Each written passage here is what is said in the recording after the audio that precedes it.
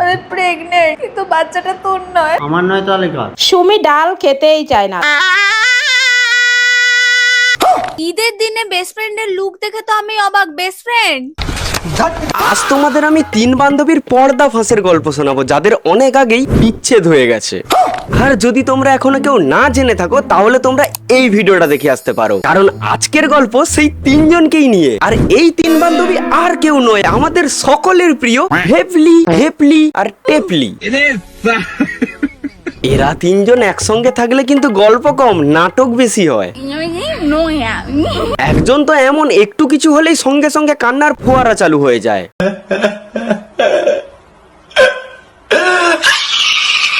আবার সে নাকি প্রেগনেন্ট।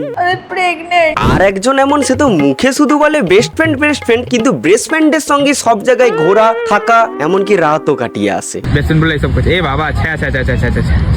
আরে এটা ভিডিওর জন্য করতে হচ্ছে। আর শেষের জন তো পুরো একদম মাস্টার মাইন্ড। এই ভেপলি ঢেপলির গুরুমা হচ্ছে এই টেপলি। কান্না করতে শুরু করলাম, আমি তো আসি না।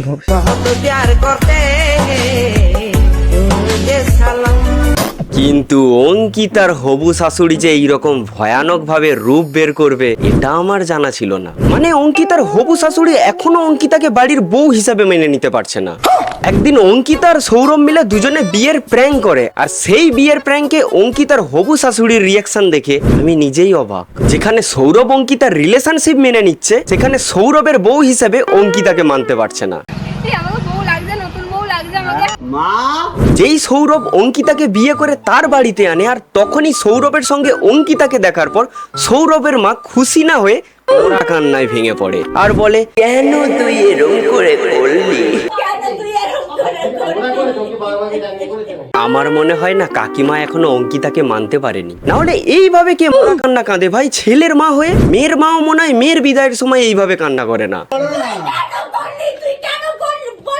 তুই কেন করলি, তুই কেন বলে গেলি না? তুই বলে গেলে ওই মেয়ের লগে তোকে আমি বিয়া দিতুম না। তুই কেন বলে গেলি না? দেখ সৌরভ, কাকিমার কত কষ্ট হচ্ছে, কারণ তুই পালিয়ে বিয়ে করলে মেয়ের বাড়ি থেকে সব জিনিসগুলো হাতছাড়া হয়ে যাবে, তাই না?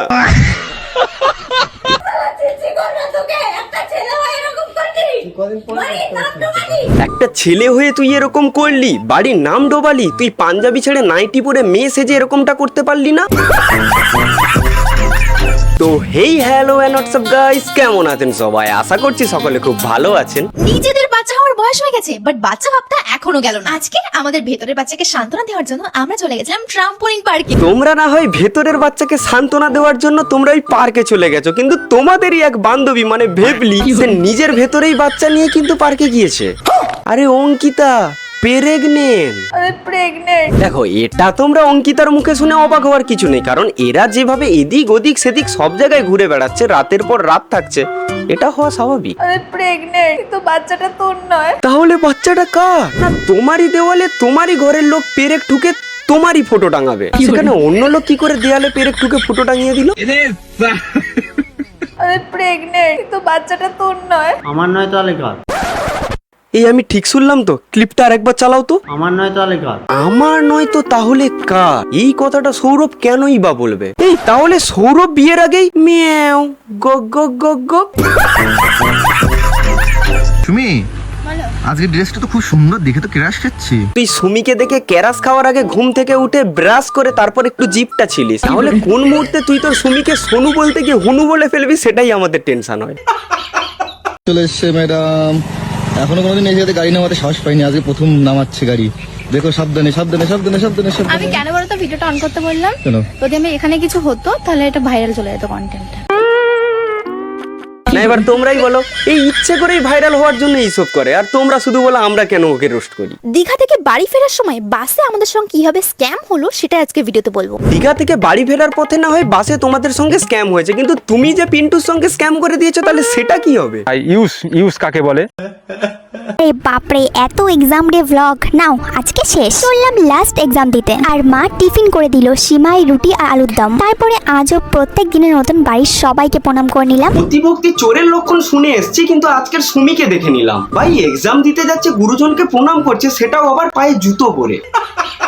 তো গাইস তোমরা এই নর্মাল ভিডিও কোয়ালিটি দেখে হয়তো একটু অবাক হচ্ছ, কারণ আসলে ব্যাপার হচ্ছে আমার এই যে ক্যামেরা, আমি এই ক্যামেরা দিয়ে ভিডিও করছিলাম, তো হঠাৎ করে জানি না কেন যে ক্যামেরাটা মেমোরি কার্ডই আর নিচ্ছে না। তো যাই হোক, আমি এখন মোবাইল দিয়ে ভিডিও বানাচ্ছি, তোমরা ভিডিওটা দেখতে থাকো। সিস্টেম পার দেंगे। সুমি ডাল খেতেই চায় না। সুমি তো ডাল খেতেই চায় না, কিন্তু তবুও দেখো সুমি ঠিক সেই খাবার টাইমে ডাল নিয়ে খেয়ে নিচ্ছে। সুমি ডাল খেতেই চায় না। না, আগে সুমিকে বিশ্বাস হতো না, আর এখন দেখছি যে থাকতে থাকতে কাকিমার উপর থেকেও বিশ্বাস উড়ে যাচ্ছে।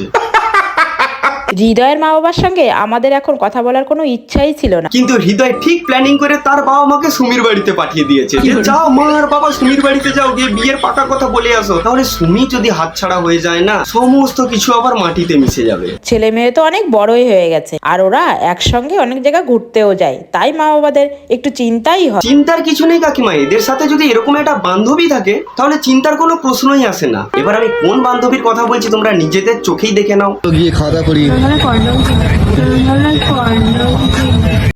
ঈদের দিনে বেস্ট ফ্রেন্ডের লুক দেখে তো আমি অবাক। বেস্ট ফ্রেন্ড বেস্ট ফ্রেন্ড বলে তো বেস্ট ফ্রেন্ডের সঙ্গে অনেক কিছুই করে ফেলেছো। बेस्ट फ्रेंड बोले ये सब कुछ। ए बाबा छे छे छे छे छे छे।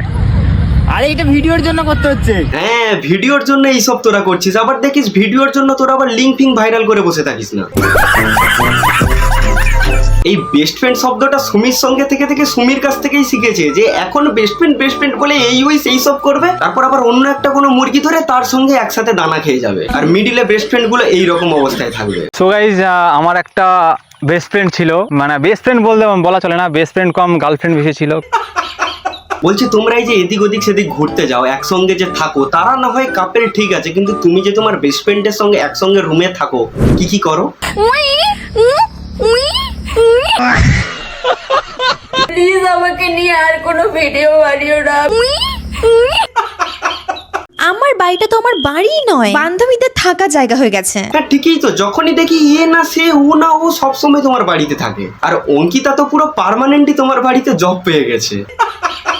বলছি যে তুমি আবার ওদের কাছ থেকে লোন টোন নিয়ে বাড়ি করোনি তো?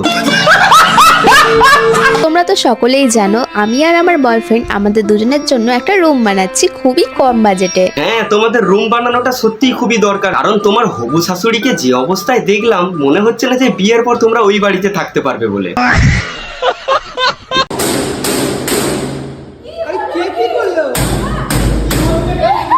তোমরা একটা জিনিস ভালো করে লক্ষ্য করো, এরা এত ভয় পাওয়ার নাটক করছে কিন্তু দরজাটা বাইরে থেকে লাগানো। বলছি যে মানুষের ইমোশন নিয়ে খেলার তোমাদের এতই ইচ্ছে, যেদিন পেছনে রং বেরঙের লাইট লাগিয়ে রিমোট দিয়ে কালার চেঞ্জ করবো না, সেদিনই বুঝতে পারবে মানুষের ইমোশন নিয়ে খেলা কাকে বলে। তো গাইস, তোমরা যদি চ্যানেলটিতে নতুন হয়ে থাকো চ্যানেলটি অবশ্যই সাবস্ক্রাইব করবে, আর ভিডিওটা কেমন লেগেছে সেটাও কমেন্ট বক্সে জানিও, ভিডিওটা লাইক করে দিও। তো দেখা হচ্ছে নেক্সট আরেক কোনো ভিডিওতে, ততক্ষণে গুড বাই।